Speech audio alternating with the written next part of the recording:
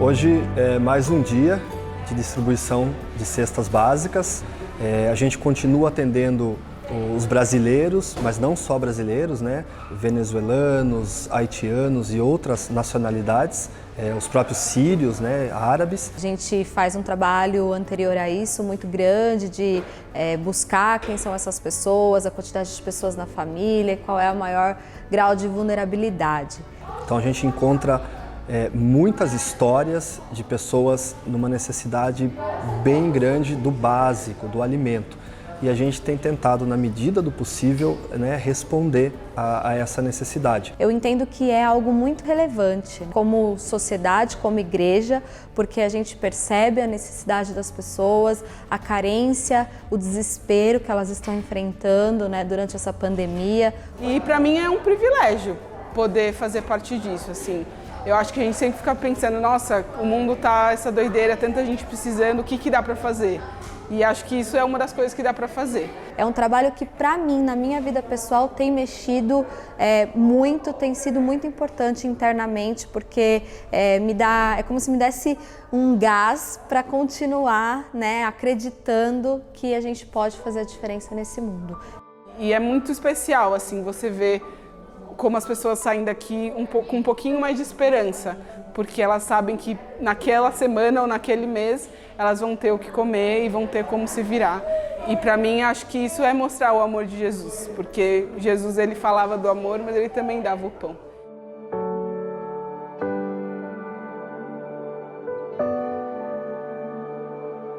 A nossa presença no bairro, né, enquanto igreja, ela nunca esteve restrita, limitada à entrega de cestas básicas. Nós sempre respondemos, sim, à demanda, à necessidade das pessoas, mas a nossa presença sempre foi um movimento em direção às famílias, em direção às crianças e os adolescentes, oferecendo atividades de esporte, oferecendo atividades de estudo bíblico, oferecendo o acompanhamento das famílias. E nesse momento, quando todas essas atividades não são possíveis, a nossa presença continua com o básico, né, que é a cesta básica.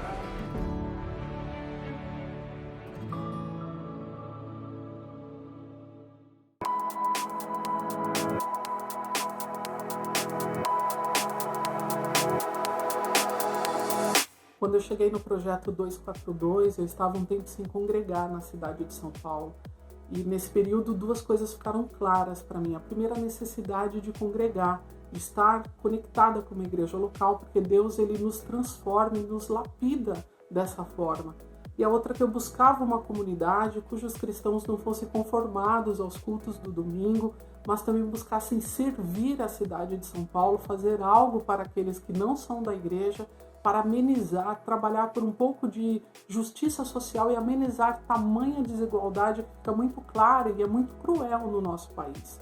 Então, desde que eu cheguei, nós temos realmente nos conectado, servido a comunidade, mesmo durante a pandemia, continuamos servindo aos que são de fora e também nos conectando uns com os outros, incentivando uns aos outros para a comunhão e para continuarmos nessa jornada de fé. Isso para mim é ser igreja.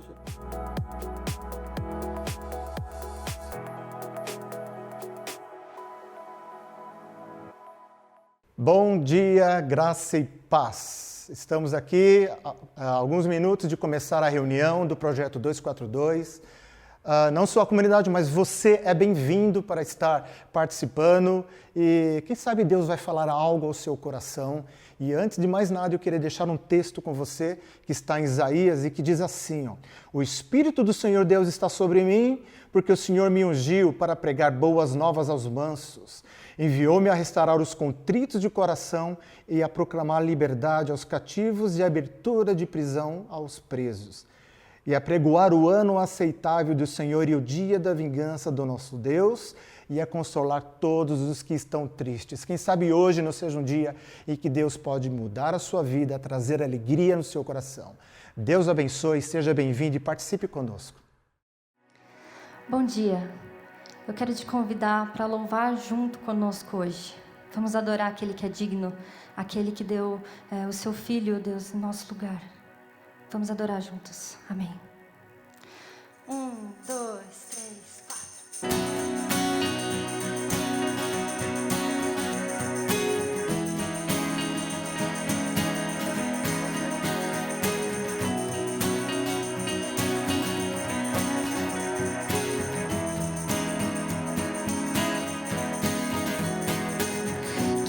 quebra o jugo do meu pecado. Tão mais forte é o meu amado, o Rei da Glória, o grande Rei dos Reis,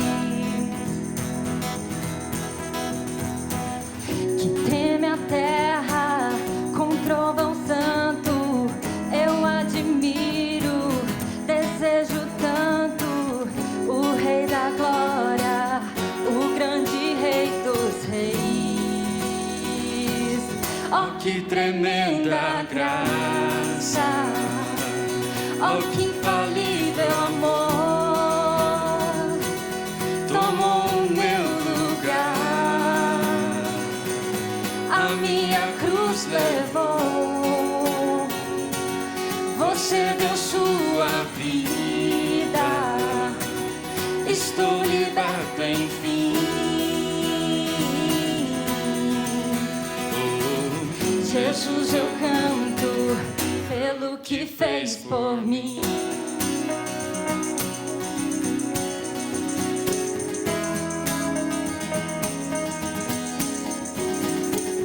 Que traz a ordem em meio ao caos, adota o órfão, livra do mal, o Rei da Glória, o grande Rei dos Reis. Governa o mundo, governa o mundo com sua justiça. És como o sol, tua face brilha, o Rei da Glória, o grande Rei dos Reis. Oh, que tremenda graça, oh, que infalível amor, tomou o meu lugar, a minha cruz levou. Você deu sua vida, estou liberto enfim. oh, Jesus, eu canto pelo que fez por mim.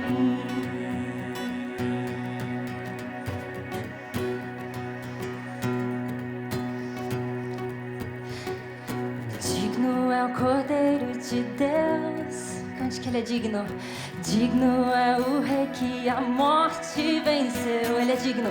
Digno é o Cordeiro de Deus, digno é o Rei que a morte venceu. Digno é o Cordeiro de Deus, digno é o Rei que a morte venceu. Digno é o Cordeiro de Deus, digno, digno, digno. Oh, que tremenda graça, oh, que infalível amor, tomou o meu lugar, a minha cruz levou.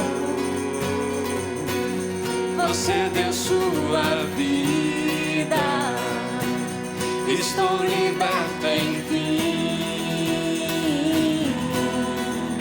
Oh, Jesus, eu canto pelo que fez por mim.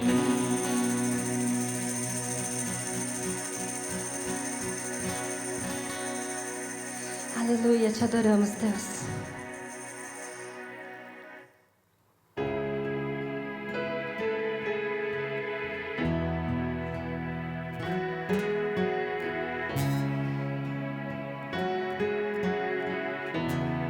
Vamos adorar aquele que é digno. Erga a sua voz aí na sua casa, erga os seus braços. Adore a Deus conosco juntos.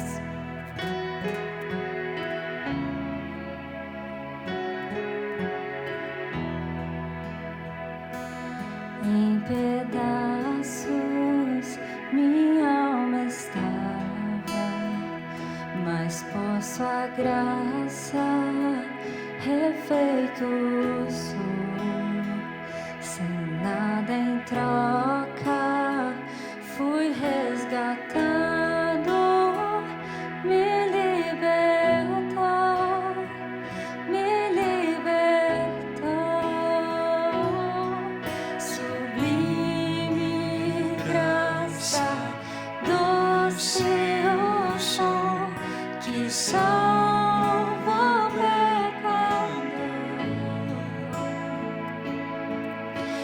segue agora, posso ver, perdido me encontrou, agora posso ver, posso ver teus olhos de amor, para que eu possa viver. Sua vida Ele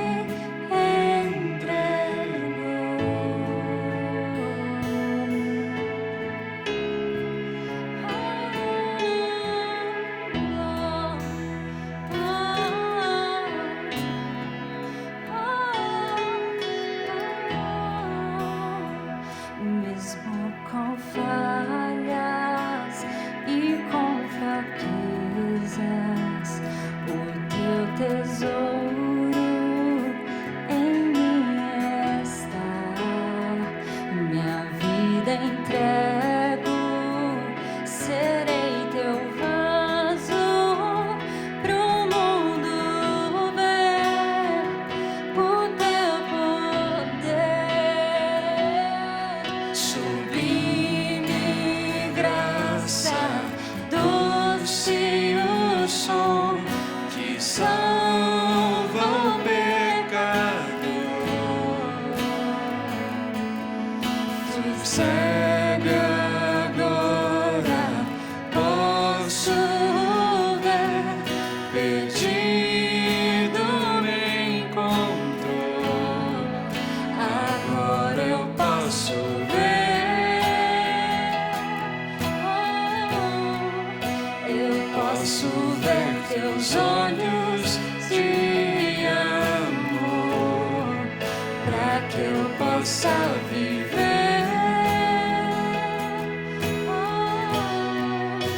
Sua vida Ele entregou.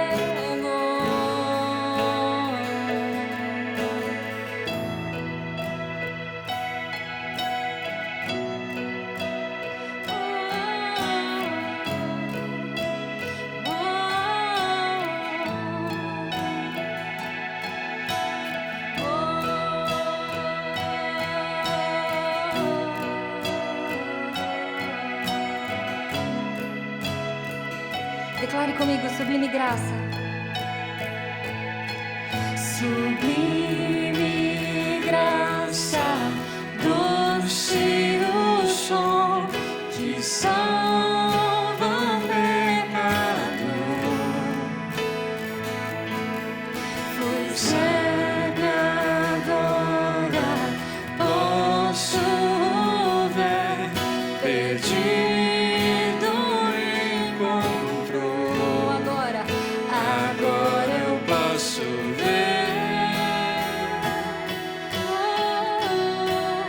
eu posso ver seus olhos de amor, para que eu possa viver.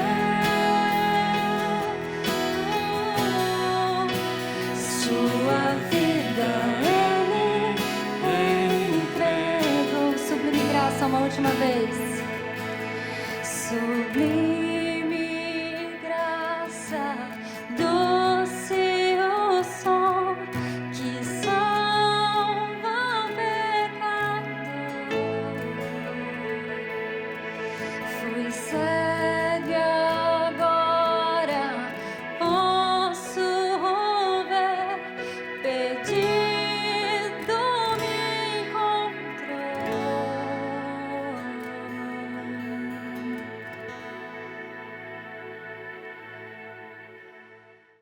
Bom dia. Nós vamos falar hoje do capítulo 10 do livro de Atos, nessa série de reflexões em Atos dos Apóstolos que temos chamado de perseverança.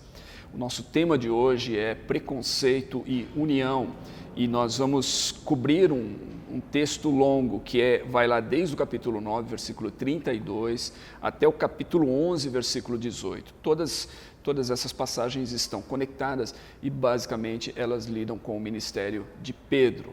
Se você se lembrar da história dos evangelhos e de Pedro como um apóstolo de Jesus, você vai lembrar-se que Jesus disse que Pedro receberia as chaves dessa igreja. E é interessante ver como que isso se conecta com o que está acontecendo aqui. A figura de Pedro no dia de Pentecostes e a figura de Pedro novamente aqui abrindo as portas, como nós veremos, para o mundo gentílico. O crescimento da igreja, ele se dá numa expansão que é não somente geográfica, mas é étnica. Jesus falou que eles receberiam poder ao descer o Espírito Santo e eles seriam testemunhas tanto em Jerusalém como em toda a Judéia e Samaria e até os confins da terra. Então, evidentemente, quando Jesus está falando de Jerusalém e Judéia, ele está falando de judeus. Quando Jesus fala de samaritanos, ele já está falando de uma outra etnia, de um povo que, como nós vimos anteriormente, tinha sérios dificuldades com os judeus, vários problemas de relacionamento com o povo judeu, barreiras profundas ali de séculos. E nós vemos até os confins da terra, está falando aí, incluindo, evidentemente, o povo gentílico. Então, Cornélio é importante nessa história, porque Cornélio é o primeiro gentil a se converter ao cristianismo, à fé cristã, no livro de Atos. Uma outra coisa que a gente encontra ao olhar essa passagem é algo que está presente nas Escrituras e que diz muito respeito ao momento que a gente vive historicamente. Esse é o risco do nacionalismo.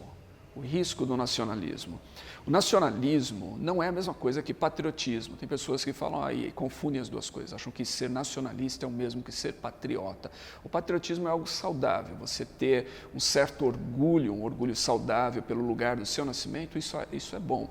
O nacionalismo não é a mesma coisa. O nacionalismo é elevar a sua nação acima das outras com um senso de superioridade em relação às demais nações e culturas e povos. E isso, historicamente, sempre tem causado problemas sérios para as pessoas e para o mundo.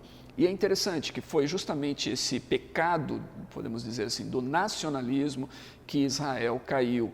Israel foi chamado por Deus, um povo chamado por Deus a partir da narrativa bíblica, a gente vai encontrar lá em Gênesis, para ser um povo escolhido de Deus, mas não para ser um povo que seria o único povo de Deus, para ser canal de Deus para os demais povos, bênção para as demais nações, para todas as famílias da terra. Então era um povo que pertencia a Deus para levar a Deus aos demais povos, canal de bênção. E não a bênção ficando somente dentro dos contornos e dentro da cultura judaica, mas para ir para todas as demais culturas e todos os demais povos. Só que o povo de Israel, infelizmente, cedeu a esse pecado do nacionalismo e começou a tratar os demais povos com uma atitude de superioridade e até mesmo desprezo.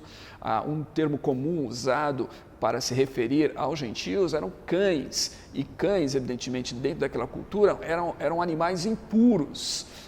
Então, os gentios, eles eram impuros. Os judeus, e principalmente aqueles mais ortodoxos, eles não podiam ter contato algum com os gentios, porque isso significava uma forma de impureza, então eles evitavam contato.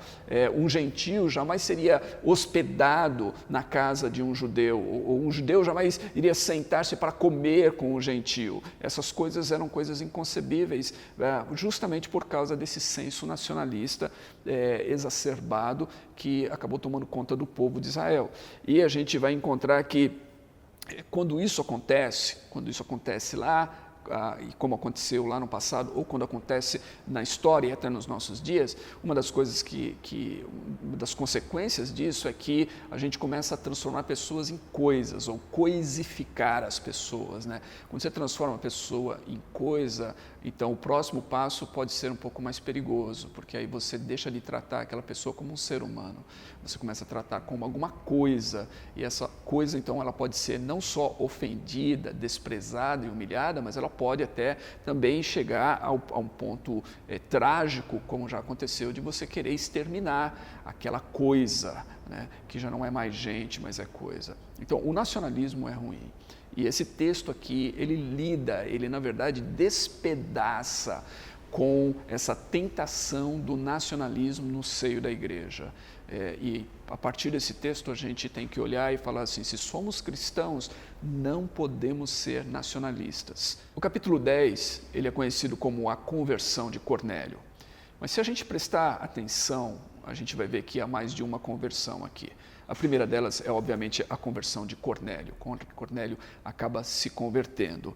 E quem era Cornélio? Eu já repeti aqui, ele foi o primeiro gentio convertido e ele representa, então, a chegada do Evangelho às nações, a chegada do Evangelho àquilo que Jesus disse que o Evangelho deveria chegar até os confins da terra, representado na figura de Cornélio e nessa conversão de um gentio, está o Evangelho, então, indo rumo aos confins da terra, às nações, aos povos gentílicos. Cornélio é nos apresentado aqui no texto das Escrituras, nos versículos 1 e 2, da seguinte maneira: havia em Cesareia um homem chamado Cornélio, centurião do regimento conhecido como italiano. Ele e toda a sua família, diz, eram religiosos, tementes a Deus, davam muitas esmolas ao povo e orava continuamente a Deus. Então, essa introdução que a gente tem desse homem chamado Cornélio. Ele morava na cidade de Cesareia e o texto nos diz que ele era um centurião. Cesareia é uma cidade à beira do mar, uma cidade portuária, e era uma cidade que havia recebido o nome em homenagem a César Augusto, por isso Cesareia. Ele era um centurião, significava que ele era responsável, ele era um líder de um destacamento de 100 soldados romanos. Então, havia uma responsabilidade sobre Cornélio desse regimento, e esses soldados, esse regimento de 100 soldados era chamado de italiano. A história diz que eles continuaram existindo, esse regimento, há registros deles muito depois dessa história de Cornélio nas narrativas e nos anais da história romana. Cornélio era um gentio, como eu disse, portanto ele era considerado como um impuro, um cão, né? Alguém que estava completamente afastado das bênçãos, da graça, do favor de Deus, do Deus de Israel, na mentalidade nacionalista judaica que era prevalecente para muitos judeus já há séculos. Cornélio, mais do que isso, ele não era só um gentio, um impuro, um cão. Cornélio era um opressor, porque ele era um romano. E naquela época, evidentemente, Roma era a imagem da opressão, era a imagem do opressor. Você não podia tratar e olhar para um romano senão com essa ótica, com essa lente de que você está olhando para o opressor, para o povo opressor. Ele era um soldado, ele era um centurião, ele tinha soldados às suas ordens, né? E então ele era realmente aquele estereótipo do máximo do opressor romano naquele momento e naquela época. É interessante isso. O texto nos diz que Cornélio, além de ser um centurião romano, que era a figura do opressor e também que era impuro, mas diz também, curiosamente, que ele era religioso, que ele era temente a Deus e que ele dava esmolas e orava. E quando retrata aquele como temente a Deus, dando esmolas, orando, e um religioso, não está falando apenas de um pagão religioso, está falando de alguém que está se aproximando, de certa forma, ou que está buscando Deus, que está buscando o Deus verdadeiro, o Deus de Israel. E essa é a imagem que a gente tem de Cornélio, de alguém que está buscando, de alguém que descobriu que existe mais na vida do que César, do que Roma, do que o Império, do que os deuses romanos e greco-romanos, e que está buscando Deus, e por isso ele está nessa busca, nessa procura. E é por isso que acontece o que aconteceu com ele. Deus acaba se revelando a ele dessa forma e enviando Pedro até ele. Agora é interessante isso, porque isso nos lembra que ser religioso, dar esmolas, orar e até mesmo ser descrito como alguém temente a Deus não é o bastante se você não conhece Cristo, se você não conhece as boas novas do Evangelho. Então Pedro vai lá para levar a esse homem que está buscando, está no caminho em direção a Deus, para ele levar então as boas novas em Jesus a fim de que ele possa ser salvo. Nós precisamos lembrar então, e isso fica claro, mais uma vez, aqui na narrativa de Atos, que o Evangelho e que Jesus Cristo é o caminho para a salvação. Né? A salvação só há em Jesus e é preciso comunicar isso às pessoas. Evidentemente, quando as pessoas estão abertas para receber, essa comunicação é muito mais fácil, que aconteceu aqui. Exceto que, às vezes, as pessoas que estão abertas e estão buscando a Deus são pessoas que nós podemos ter preconceitos em relação a elas. A segunda conversão nesse texto, e que é surpreendente, porque a gente pensa somente em uma conversão, a conversão de Cornélio, a segunda conversão nesse texto é a conversão de Pedro. Pedro também passa por uma conversão. Espera aí, Pedro se converteu? O que você quer dizer? Pedro já era convertido, ele era apóstolo, ele estava pregando, ele foi enviado por Deus, ele já tinha se convertido. Mas há uma outra conversão aqui, uma segunda conversão. É uma conversão diferente, não é uma conversão de fé, não é uma conversão de coração. Pedro era convertido, mas o seu coração ainda estava fechado, ainda havia barreiras, e como eu disse, essas barreiras, muito provavelmente por esse histórico senso de nacionalismo dos judeus e por todas as coisas que haviam acontecido com o povo judeu nos últimos 400 anos ou mais, e haviam deixado então com que esse povo agora estivesse debaixo dessa opressão romana. Tudo isso contribuía para que o coração de Pedro, assim como o coração dos judeus, estivesse fechado para os gentios e fechado para a possibilidade de um gentio se converter da maneira como Cornélio se converte aqui. É que ele foi um convertido diferente daquilo que se esperava dos convertidos. Não é que os judeus não admitiam conversões, a gente conhece isso, e eles eram chamados de prosélitos. Era quando um gentio aderia à fé do Deus de Israel e ele se tornava então um prosélito. Né? A gente leu e a gente ouviu a história daquele etíope que Filipe encontra-se com ele e prega o evangelho para ele. O etíope era um prosélito, ele era alguém que havia aderido à fé do povo de Israel e que estava então naquela viagem para Jerusalém para participar de alguma festividade judaica na cidade de Jerusalém. Então, esse tipo de conversão era muito, muito comum e era aceitável para os judeus. O problema aqui é que Cornélio se torna um convertido diferente. Por quê? Porque Cornélio se converte à fé cristã que estava sendo pregada por Pedro, que fazia parte já dessa comunidade cristã, no entanto, dentro do seio judaico ali de Jerusalém e Judeia, esses judeus que agora abraçaram a fé em Jesus Cristo, e, no entanto, tinha sua cultura, eles tinham seus costumes. Cornélio se converte à fé, mas não se converte à cultura. Cornélio é um gentio, ele é um romano, ele aceita, ele abraça e ele recebe até o selo do Espírito Santo com o fato de que ele é um convertido genuíno agora, salvo, ele é tão convertido quanto Pedro e os demais apóstolos e todos aqueles lá em Jerusalém que receberam o Espírito Santo. Ele é convertido, mas ele não é circuncidado. Ele não se converte à cultura de Israel, ele não se torna um prosélito nesse sentido. Então, essa é a grande mudança que acontece aqui. E é por isso que Pedro tem que experimentar uma conversão de coração. Pedro tem que abrir o seu coração para essa possibilidade, para que isso aconteça. Era algo fechado até então para o próprio Pedro. Pedro tinha barreiras com os gentios, como a gente vai encontrando no texto, mas Pedro se abre.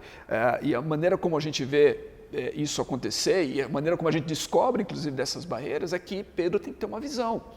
Deus tem que mostrar para ele lá esse lençol cheio de animais que eram considerados pela lei judaica como impuros, não podiam ser consumidos pelos judeus, e o anjo diz para Pedro, olha, mata esses animais e coma-os. E Pedro fala, não, eu não vou comer isso aí, eu nunca comi animal impuro, né?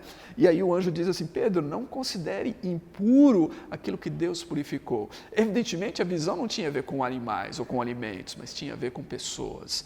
Deus vai conduzir Pedro para a casa de Cornélio, para a sua família, para aqueles gentios e para esse povo considerado impuro e opressor, e Deus vai conduzir Pedro lá, a fim de que haja uma conversão dessas pessoas, e nesse processo o coração de Pedro também passa por uma conversão. O curioso é que no capítulo 9, o último versículo do capítulo 9, nós vamos encontrar Pedro hospedado na casa de um homem chamado Simão, que era curtidor de couro. E né? Simão Pedro, Simão curtidor de couro ali, eu vi o xará dele ali naquele lugar, e ele se hospeda na casa desse homem. O fato de que esse homem era curtidor de couro já nos dá uma indicativa ali de que Deus estava trabalhando no coração de Pedro. Porque um curtidor de couro era alguém que tinha que ter contato com animais mortos, e isso também significava uma certa impureza. Então você entrar em contato com uma pessoa que havia tido contato com mortos poderia fazer com que você se tornasse impuro, porque era uma impureza da pessoa. Pedro está na casa desse homem, ele está hospedado lá, ou seja, o seu coração já está se amolecendo para algumas dessas coisas. E aí, quando Deus dá a visão a Pedro, Deus também dá a visão a Cornélio. O texto, na verdade, começa com a visão que Deus dá para Cornélio, depois Deus dá a visão para Pedro, Cornélio envia alguns dos seus homens, juntamente com um soldado, para a casa de Pedro, e quando eles chegam lá, Pedro já está sabendo, porque Deus falou com ele que esses homens estariam vindo e que ele deveria recebê-los, e Pedro recebe. Diz o texto que Pedro recebeu, Pedro hospedou esses servos de Cornélio e esse soldado que veio com eles, esse soldado romano. Pedro hospeda-os na sua casa. Novamente, é difícil para a gente, ao ler o texto, removido aí historicamente 2000 anos depois, num mundo como a gente vive, a gente entender o tamanho do mover que houve da parte de Pedro de hospedar essas pessoas na sua casa. É muito difícil. Por quê? Porque para um judeu isso era uma coisa inconcebível, você hospedar pessoas assim, desse tipo na sua casa. Haviam barreiras gigantescas que tinham que ser removidas aqui e que elas estão sendo removidas. Posteriormente Pedro vai e aí ele se hospeda na casa de Cornélio, né? É o inverso. Então, Deus está trabalhando de uma maneira incrível aqui no coração de Pedro e fazendo com que Pedro tenha essa conversão de coração, para abrir o seu coração e para ver algo que ele vai dizer aqui nos versículos 34 e 36, quando ele começa a apresentar o Evangelho para as pessoas. Ele diz assim: agora percebo verdadeiramente que Deus não trata as pessoas com parcialidade, que Deus não faz acepção de pessoas. Deus trata todas as pessoas de maneira igual, mas de todas as nações Ele aceita todo aquele que o teme e faz o que é justo. Pedro percebe aqui, peraí, Deus aceita pessoas de todas as nações, Deus aceita os gentios também. Todas as pessoas são aceitas para Deus, porque Deus não faz acepção de pessoas, mas Ele aceita todo mundo, todo aquele que se aproxima dEle, todo aquele que o busca, todo aquele que o teme. Deus recebe essas pessoas. Ele diz assim: vocês conhecem a mensagem enviada por Deus ao povo de Israel, que fala das boas novas de paz por meio de Jesus Cristo, Senhor de todos. Essa expressão, Jesus Cristo, Senhor de todos, ela aparece aqui pela primeira vez nesse texto de Atos, e foi uma expressão muito usada na igreja primitiva, uma declaração muito feita pela igreja primitiva. Mas Pedro, ele está falando disso aqui, e a gente percebe que é uma conversão do coração de Pedro. As barreiras culturais caíram aqui para Pedro nesse processo. E mais adiante a gente vai ver que é isso que o Evangelho faz. Paulo, falando aos Efésios, vai dizer que Cristo veio para derrubar essas barreiras, para quebrar essas barreiras, para despedaçar o muro da inimizade que havia entre judeus e gentios e unir a ambos em um só corpo. De fato, que Paulo vai dizer assim, olha, e ele está falando para os gentios, ele vai falar assim: vocês não são estrangeiros ou peregrinos, vocês são povo de Deus, vocês são membros da família de Deus, vocês pertencem igualmente, da mesma maneira como judeus, vocês gentios também pertencem à família de Deus. Tudo isso aconteceu por causa de Jesus Cristo, e tudo isso começa essas barreiras e tudo mais começam a despedaçar de fato nessa história de Pedro. Então há duas conversões, a conversão de Cornélio e a conversão de Pedro nessa história. Então, quando a gente olha para essa história, surge a pergunta: o que faremos? O que a gente deve fazer com uma história como essa? Lembrando, essa é uma história que trata sobre problemas que persistiam ali no povo de Israel, e Pedro, os apóstolos, os primeiros cristãos, todos eles eram judeus, então eles traziam esses problemas, e o problema maior é justamente esse problema de acepção de pessoas, esse problema que eu disse do nacionalismo judaico, esse problema de achar que somente eles seriam o povo de Deus, o povo escolhido de Deus, e que todos os demais povos seriam rejeitados por Deus, que a salvação era somente para eles, que o reino de Deus era somente deles. E tudo isso, né, tem que ruir, porque Jesus disse que os discípulos seriam de todas as nações, não só judeus. Não, Jesus não disse assim, olha, vocês vão a todas as nações e todas as vezes que vocês encontrarem um judeu ali, preguem para ele para que ele se converta. Não, Jesus disse que eles deveriam pregar e fazer discípulos de todas as nações. Então tinha que haver mudanças na igreja. A igreja precisava passar por algumas mudanças, precisava cair algumas barreiras, precisava haver algumas aberturas de coração. E Pedro é importante. Lembra que eu disse que Pedro foi aquele que recebeu as chaves da igreja? Jesus falou, eu te dou as chaves da igreja. Pedro é importante, porque Pedro, como esse representante então dessas chaves, Pedro precisa, de certa forma, abrir as portas da igreja para o mundo gentílico, e é isso que acontece aqui. E nós, diante dessa história, o que essa história tem a ver conosco? Eu acho que essa história tem muito a ver conosco. Nós vivemos num tempo difícil, nós vivemos numa época em um mundo cada vez mais fragmentado, fraturado, quebrado.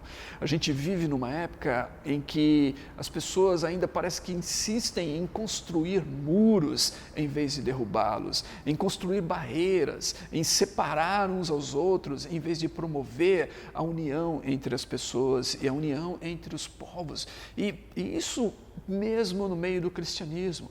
É inconcebível, novamente, para nós, cristãos, suportarmos e sustentarmos bandeiras nacionalistas, ou bandeiras separatistas, ou bandeiras que querem separar as pessoas, que promovem o ódio, que promovem o preconceito, que segregam pessoas. Nós não podemos fazer isso. Isso não é a fé cristã, isso não é o que Jesus ensinou, e essas bandeiras não são bandeiras que devemos carregá-las, nós devemos queimar essas bandeiras, se pudermos dizer assim, porque elas representam esse preconceito que não faz parte da nossa fé. Então há várias formas de preconceito, há várias formas da gente expressar e demonstrar que a gente tem preconceito, e eu vou dizer para você, todos nós somos culpados disso, porque todos nós, como pecadores, acabamos acolhendo algum tipo de preconceito no nosso coração. Como eu disse, várias formas. Nós podemos ter preconceitos por causa de idades, né? Tratar as pessoas de maneira diferente, com um certo preconceito porque elas são mais novas ou mais velhas, preconceito por causa da aparência das pessoas, por causa da família a que essas pessoas pertencem, ou de repente, essa pessoa vem de uma família meio estranha ali, tem, né, as histórias de família de uma pessoa às vezes podem fazer com que essa pessoa sofra preconceito por parte de outras pessoas que conhecem a história, o que aconteceu ali, você entendeu?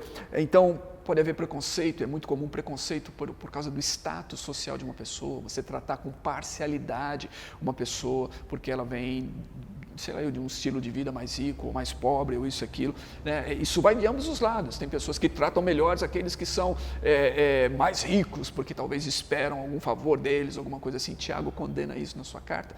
Tem pessoas que tratam melhores aqueles que são mais pobres, porque o rico é suspeito, o rico é o opressor e tudo mais. Então, sabe, há tantas formas de preconceito por causa do sexo, preconceito por causa da cor da pele, o local onde a pessoa nasceu, o local onde a pessoa mora, a sua religião, tantas maneiras pelas quais a gente pode abraçar algum tipo de preconceito e tratar as pessoas com preconceito, e nós precisamos nos livrar disso.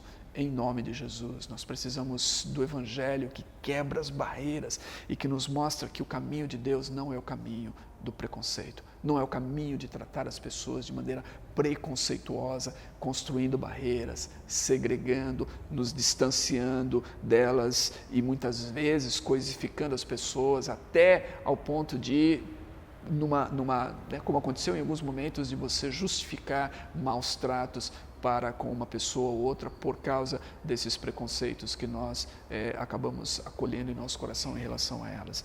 Então, eu sugiro que nós devamos ter 3 atitudes diferentes, 3 atitudes que devemos acolher em nossos corações quando a gente lê esse texto, para nos livrar de qualquer forma de preconceito e para acolher aquelas pessoas que Deus acolhe. A primeira delas é não ter receio de fazer amigos, ou de ter amizade, ou de desenvolver amizades com pessoas que são diferentes de nós. Não ter receio de fazer isso. No versículo 20 a gente encontra Deus falando para Pedro: Pedro, levante-se e desça, não hesite, não tenha medo de ir com eles. Não tenha medo de ir com eles, porque eu os enviei. Não tenha medo. Os cristãos às vezes têm medo. A gente vive marcado pelo medo. Então, eu não vou ter amizade com essa pessoa porque essa pessoa vai acabar causando uma impureza na minha fé. Meu Deus do céu. Vamos ter amizade com pessoas que Deus envia a nós ou que Deus nos envia a elas. Vamos estabelecer relacionamento com pessoas que precisam de Deus. Vamos nos livrar desse medo que nos afasta das pessoas, sejam elas quem forem. Segundo lugar, vamos demonstrar hospitalidade e acolhimento para com todos. Hospitalidade e acolhimento para com todos, independente de quem eles sejam. No versículo 23 diz assim: Pedro os convidou a entrar e os hospedou. Pedro convidou essas pessoas. A gente já falou sobre isso. A abertura do coração de Pedro para fazer isso teve que ser uma coisa tremenda, gigantesca. Muros milenares tiveram que ser despedaçados ali para que Pedro fizesse isso, mas isso caiu por causa de Cristo, isso caiu por causa daquilo que Cristo fez no Calvário, por causa da cruz. Então, se Cristo morreu na cruz e Cristo morreu por todos, e Cristo está chamando todos, de todas as culturas, povos, línguas e nações a Ele, nós não podemos ter preconceitos, barreiras, nós temos que acolher as pessoas, nós temos que acolher, receber essas pessoas que Deus envia a nós, ou que Deus nos envia a elas. E terceiro lugar, vamos ser humildes no trato com todas as pessoas. Não vamos tratar as pessoas com parcialidade, não vamos tratar as pessoas com um ar de superioridade por causa da cor da pele, do status social que a gente tem ou que elas têm, por causa de posses, nível educacional. Vamos nos lembrar daquilo que a Bíblia diz aqui. Versículo 26 desse texto diz o seguinte: Deus falou assim, ou melhor, Pedro, na interação dele com Cornélio e com os membros da família de Cornélio, diz assim que Pedro falou: levante-se, eu sou homem como você. Em outras palavras, nós somos iguais. Vamos nos lembrar disso. Nós somos iguais. Nós somos iguais. Todas as pessoas desse mundo, todas as pessoas são iguais. Nossas necessidades básicas são iguais. Nós somos todos criados à imagem e semelhança de Deus, então nós somos iguais. Vamos tratar as pessoas, então, com essa dignidade da igualdade que temos todos diante de Deus. Vamos respeitar as pessoas.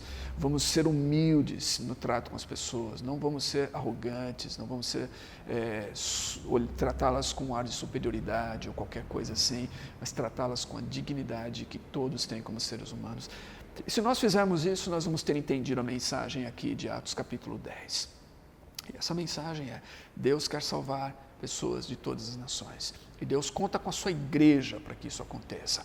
Mas se a igreja se fechar, se a igreja acolher essas ideologias como nacionalismo ou qualquer outra ideologia de separação, de segregação, de desrespeito ou maus tratos ou ofensa para com as pessoas que são diferentes por quaisquer motivos que forem, a igreja não vai cumprir com a sua missão.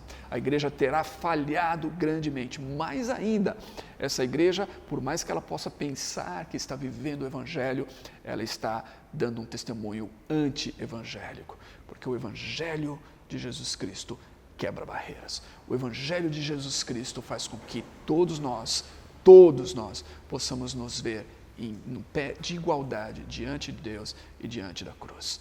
Que o nosso coração possa se converter como o coração de Pedro. Que nós possamos abraçar as pessoas a quem Deus nos enviou ou que Deus enviou até nós. Que nós possamos acolher e hospedar as pessoas entre nós. Que nós possamos tratá-las com respeito. Que nós possamos ser humildes no nosso relacionamento com elas. E que através da nossa atitude, do nosso acolhimento, do nosso amor, da nossa visão, nosso abraço, que Deus possa salvar muitas pessoas. Pessoas hoje que se sentem desprezadas, pessoas hoje que se sentem segregadas, pessoas hoje que são vítimas do ódio, do preconceito, de tantas outras coisas ruins, mas que Deus ama e que Deus quer nos enviar a elas para comunicar o seu amor, para que elas façam parte da nossa família também. Vamos orar juntos. Deus, eu oro para que o Senhor nos abençoe e nos ajude. Essa é uma mensagem tão revolucionária para os nossos dias, dias de ódio, dias de maus tratos, dias de segregação, dias de luta, Senhor, e dias de tantas pessoas sofrendo por causa de preconceito, por causa de atitudes que não condizem com a mensagem do Evangelho, a mensagem da cruz. Então ajude-nos como igreja, sermos porta-vozes do Evangelho. Ajude-nos como igreja, se temos acolhido o preconceito em nosso coração de qualquer forma, se estamos indo por esse caminho equivocado do nacionalismo, que possamos nos arrepender, profundamente e que possamos voltar àquilo que Cristo nos chamou. Nós somos mensageiros da cruz para todas as pessoas, de todos os povos, de todos os lugares do mundo. Que possamos tratar as pessoas como o Senhor trata. E o texto nos diz claramente que o Senhor não trata pessoas com parcialidade, o Senhor não faz acepção de pessoas. O Senhor acolhe todos, o Senhor recebe todos que vêm em busca do Evangelho, da cruz e da salvação. Que nós possamos ser mensageiros, então, de paz, de reconciliação e desse Evangelho que recebe a todos e que leva a salvação para todos. Em nome de Jesus. Amém e amém.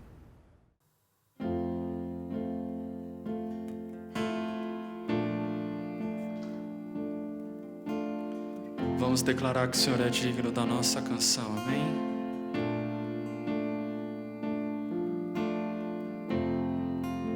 Digno desta canção, só Tu és, Senhor. Digno do meu louvor, só Tu és, Senhor.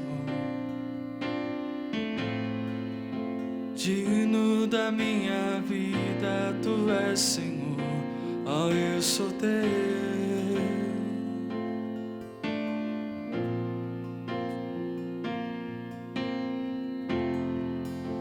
Nome que é sobre todos é o Teu Jesus. Fonte da salvação, só Tu és, Jesus. Digno da minha vida, Tu és, Jesus. Oh, eu sou Teu. Oh, eu sou Teu. Glória. Santo, és incomparável, és inigualável. Abre os meus olhos, Senhor, e mostra quem Tu és e enche o meu coração do amor que faz mudar o mundo. O amor que faz mudar o mundo. O amor que mudou nossos corações, porque Ele é digno. Digno desta canção, só Tu és, Senhor. Digno do meu louvor, só Tu és, Senhor. Digno da minha vida, Tu és, Senhor. Oh, eu sou Teu. Oh, eu sou Teu.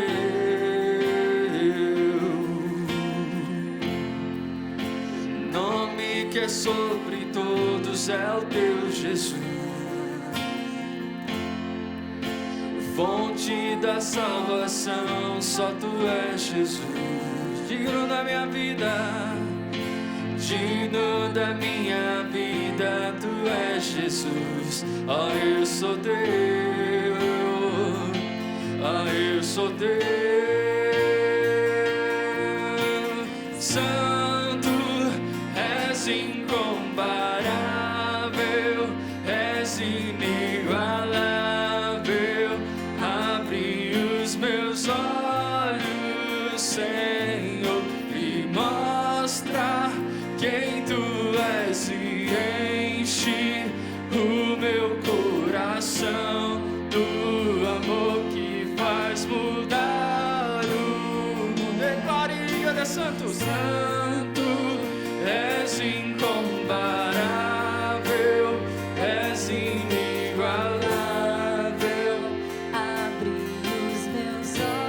Abre os meus olhos, Senhor, e mostra quem tu és e enche o meu coração do amor que faz mudar o mundo.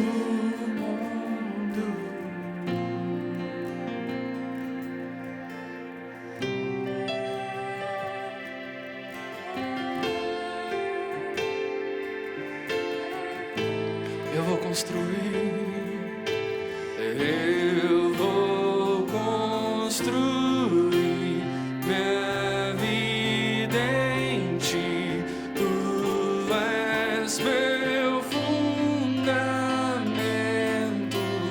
Eu vou confiar somente em ti.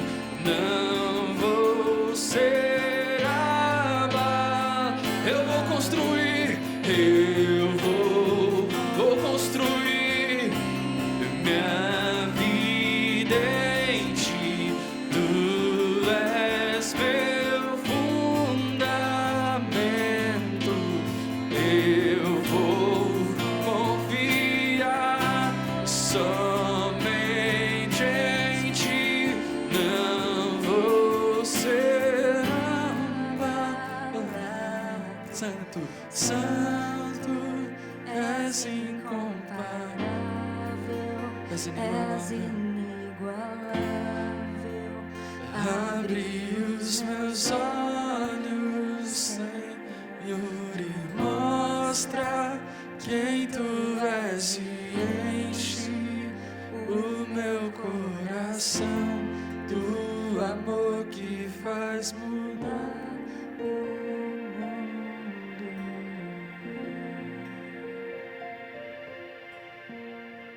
Yes, this.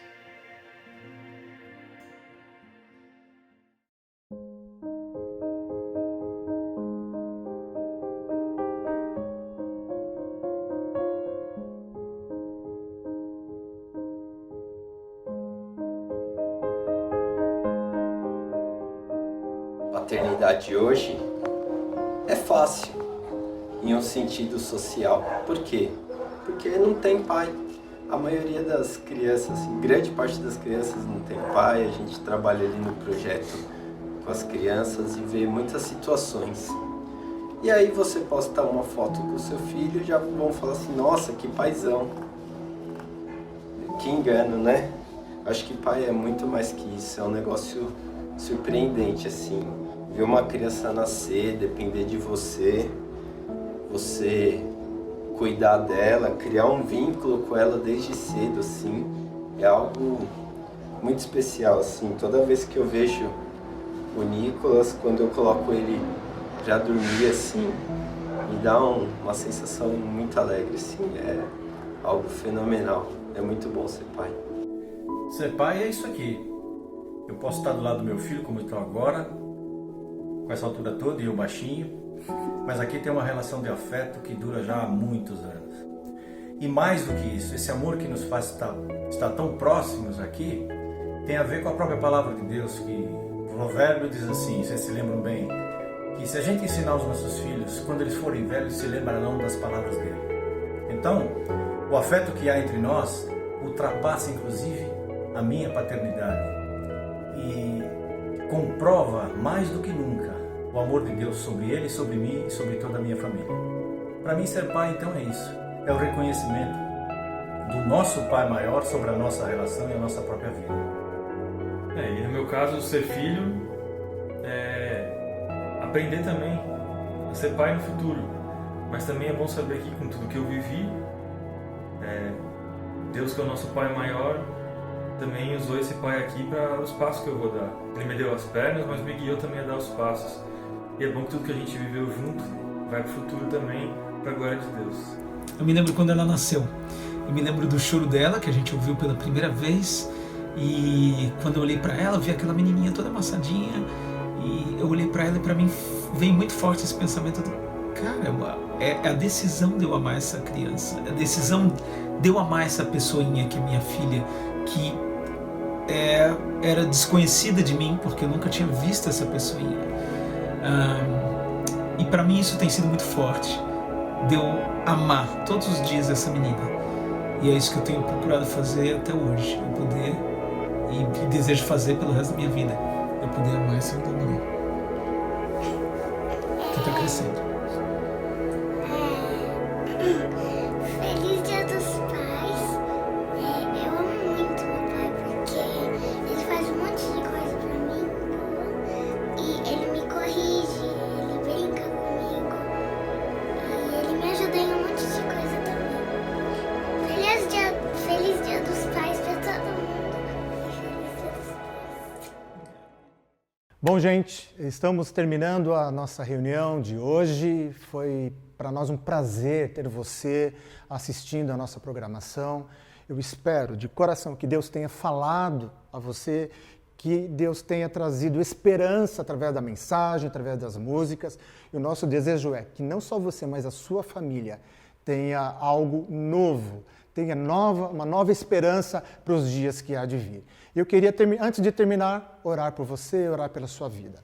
Senhor, em nome de Jesus, eu quero orar, Pai, pelas vidas que ouviram esta palavra, pelas pessoas que puderam ter a oportunidade de ouvir as músicas, que de alguma forma o Teu Espírito Santo, que o Senhor possa falar aos corações delas, que possa trazer novo ânimo, trazer esperança, Pai, trazer esperança para aquilo que ainda não existe mais, que foi se desaparecendo.